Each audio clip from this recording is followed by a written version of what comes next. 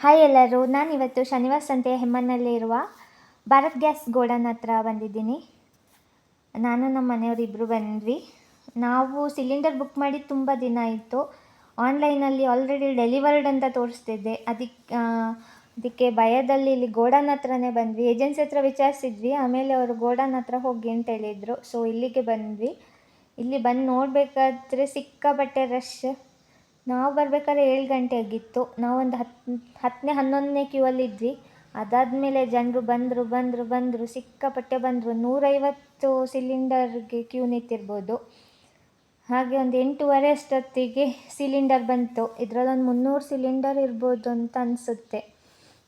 ಇಲ್ಲಿ ನೋಡಿ, ನಮಗೆ 16/2 ಫೆಬ್ರವರಿಗೆ ಡೆಲಿವರಿ ಆಗಿರೋದು. ಇಲ್ಲಿ ನೋಡಿ 4/4 ಅಂತೆ. ಕೇಳಿದರೆ ಟೆಕ್ನಿಕಲ್ ಇಶ್ಯೂ ಅಂತ ಹೇಳಿದರು. ಅದ್ರ ಜೊತೆಗೆ ಇಲ್ಲಿ ಲೇಡೀಸು ಅವರವರೇ ಚೊರೆ ಮಾಡಲಿಕ್ಕೆ ಸ್ಟಾರ್ಟ್ ಮಾಡಿದರು. ಇಬ್ಬರದಿರೋದು ಖಾಲಿ ಸಿಲಿಂಡರು, ನಂದು ನಿಂದು ಎಕ್ಸ್ಚೇಂಜ್ ಆಯಿತು ಅಂತ ಗಲಾಟೆ ಮಾಡ್ತಾಯಿದ್ರು.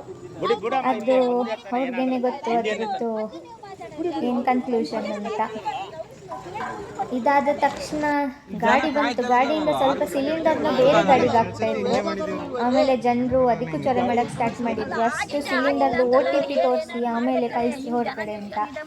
ಏಜೆನ್ಸಿಯವರು ಬೇಡ ರಗಳೆ ಅಂತ ಹೇಳ್ಬಿಟ್ಟು ಯಾರೆಲ್ಲ ಜನರು ಆರ್ಡರಲ್ಲಿ ಬಂದಿದ್ದರು ಕ್ಯೂವಲ್ಲಿ ಅವರಿಗೆ ಒಂದೊಂದೇ ಕೊಡಲಿಕ್ಕೆ ಸ್ಟಾರ್ಟ್ ಮಾಡಿದರು. ಹೌದು, ಎಷ್ಟು ಲೇಡೀಸ್ ಎಲ್ಲ, ಕೆಲವು ಗಂಡಸರು ಆಶ್ರಯ ಇಲ್ಲದೆ ಬದುಕ್ತಿರ್ತಾರೆ. ಅವ್ರಿಗೆಲ್ಲ ಒಬ್ಬರೇ ತಗೊಂಡೋಗೋದು ಮಾಡೋದು, ಆಟೋ ಬುಕ್ ಮಾಡೋದು ಎಲ್ಲ ತುಂಬ ಹಿಂಸೆ ಅಂತ ಅನಿಸ್ತು ನನಗೆ ನೋಡಬೇಕಾದ್ರೆ.